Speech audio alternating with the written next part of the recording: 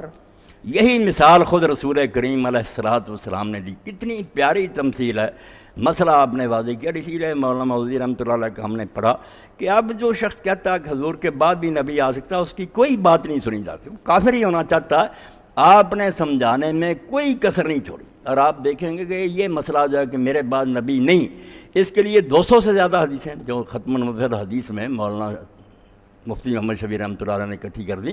حالانکہ کسی مسئلہ پر آپ نے اتنی باتیں بیان فرمائیں، مگر یہ چونکہ دین کی بنیاد ہے کہ اگر نبی نئے آتے رہیں تو نتیجہ یہی ہوگا نا کہ 4-5 قادیانی کے پیچھے لگ جائیں گے، دوسروں سے نماز الگ، نکاح ختم، جنازے نہیں پڑھ سکتے. فطور ہی ہے نا امت مسلمہ میں انتشار.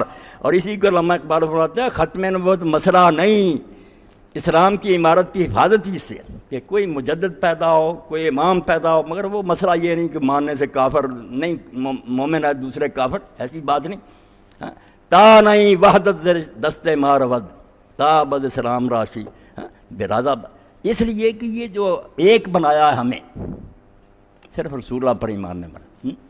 تا نہیں وحدت دست مارود ہستی ماں بابد ہم نمشار. اس لیے کہ یہ امت ہمیشہ ایک رہے اور قیامت تک ایک رہے. حق تعالی نقش ہر دعوش کا بہت بڑا انعام ہے ختم نبوت. بالکل ایسے ہی سمجھیں جیسے میں نے کہ جب تک ضرورت تھی اس وقت اینٹیں نہ لگتی تو وہ بھی کمی تھی، مگر جب پوری ہو گئی اب خام خواہ اینٹیں لگتی رہیں تو فطور ہی ہے، انتشار فائدہ کوئی نہیں. جب دین مکمل ہے، سارا دین محفوظ، خام خواہ نبی بیچ کر یہ کفر ایمان کا روز جھگڑا شروع ہے.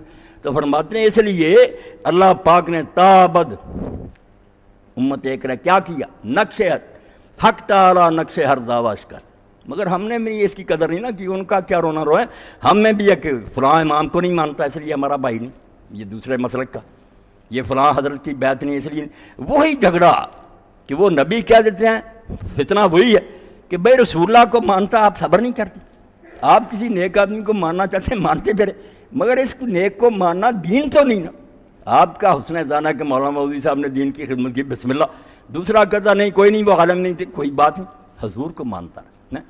تو اسلام میں یہ حضور کا آخری نبی ہونا یہ صرف ایک لفظ کی بات نہیں، امت کو اکٹھا رکھنے کی بات ہے. حق تعالی نقش ہر دعوی اشکس. اللہ تعالیٰ نے اب قیامت تک یہ دعوے کا نقش چور کر دیا. کوئی آ کر اعلان نہ کرے میں فلاں اور مجھے مانو. کام اگر ہو سکتا کرے، اللہ سے جا کر انعام لے لے.